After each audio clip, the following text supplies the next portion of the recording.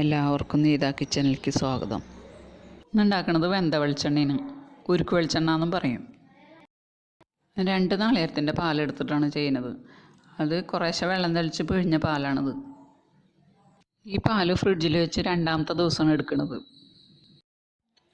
പാലെടുത്തപ്പോൾ ഇതിൻ്റെ വെള്ളം മുഴുവൻ അടിയിൽ ഊറി, മീതെ ആ ക്രീം മാത്രമായി.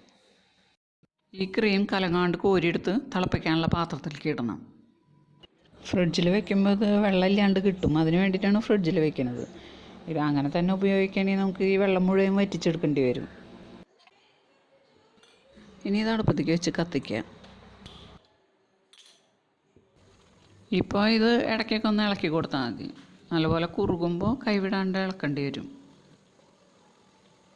പിന്നെ ഈ ചാനൽ കാണുന്നവർ ഇഷ്ടപ്പെട്ടെങ്കിൽ ഒന്ന് സബ്സ്ക്രൈബ് ചെയ്യണം കേട്ടോ. പിന്നെ ഷെയർ ചെയ്യാനും ലൈക്ക് ചെയ്യാനും മറക്കരുത്.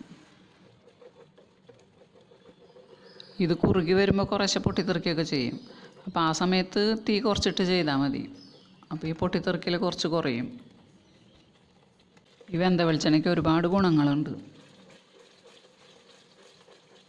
കൊച്ചു കുട്ടികൾക്ക് തേപ്പിക്കാനൊക്കെ ഈ വെന്ത വെളിച്ചെണ്ണ ഉപയോഗിക്കാറുണ്ട്. അതുപോലെ തന്നെ ഡ്രൈ സ്കിന്നുള്ള കുട്ടികൾക്കും വെന്ത വെളിച്ചെണ്ണ തേപ്പിക്കാൻ ഡോക്ടേഴ്സ് പറയാറ്.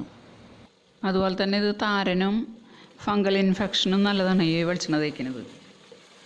ഇതുണ്ടാക്കാൻ വലിയ ബുദ്ധിമുട്ടൊന്നുമില്ല. എളുപ്പം ഉണ്ടാക്കാൻ പറ്റുന്ന വെളിച്ചെണ്ണയാണ്. ഈ കുറുകി വരുന്ന സമയത്ത് നല്ലപോലെ ഇളക്കണം, അല്ലെങ്കിൽ ചിലപ്പോൾ ഇത് അടിയിൽ പിടിക്കും. ഇപ്പോൾ ഇത് കുറുകി കുറേശ്ശെ വെളിച്ചെണ്ണയൊക്കെ വന്നു തുടങ്ങിയിട്ടുണ്ട്. ഇപ്പോൾ കുറേശ്ശെ പിടിക്കുന്നുണ്ട്. കയ്യിലുകൊണ്ട് ഇളക്കിയിട്ട് ശരിയാവണില്ല. ഞാൻ ഈ കയ്യിലൊന്ന് മാറ്റി ചട്ട കിടക്കട്ടെ. ഇപ്പോൾ ഇത് വെളിച്ചെണ്ണയൊക്കെ തിരിഞ്ഞ് വന്നു തുടങ്ങിയിട്ടുണ്ട്. ഇനി ഇതൊന്ന് മൊരിഞ്ഞൊരു ഗോൾഡൻ ബ്രൗൺ കളർ വരണം. ഇപ്പോൾ ഇത് നല്ലപോലെ വെളിച്ചെണ്ണയൊക്കെ തിരിഞ്ഞു വന്നിട്ടുണ്ട്. കളറൊക്കെ മാറിയിട്ടുണ്ട്. ഇനി ഇത് ഓഫ് ചെയ്യാം. ഇനി ചട്ടിയിലിരുന്ന് ഒന്നും കൂടി മൊരിയും.